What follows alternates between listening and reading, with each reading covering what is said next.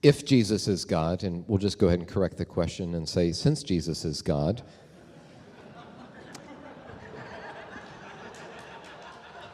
how can he experience separation from God on the cross?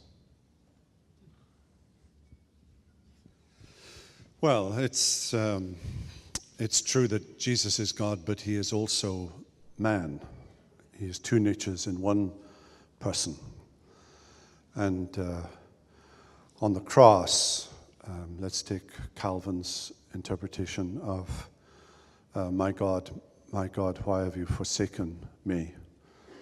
That as the unmitigated wrath of God is poured out upon him, he has in his human consciousness, in his human mind, human affections, human will, he seemingly has no consciousness of his native sonship and refers to his Father as my God, my God. So in his human nature, there is no consciousness of his embrace and acceptance by his heavenly Father, and he is in the place of the wicked damned.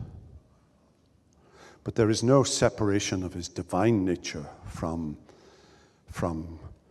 the divine nature of his heavenly Father, because there is only one divine nature, and it cannot experience separation. So it has to be understood in terms of the hypostatic union. Part of the problem, I think, comes from how we misconstrue what death is, imagining that death is a cessation of existence and that it entails an absolute separation from God. But there is no such thing as cessation of existence, and death does not mean an absolute separation from God.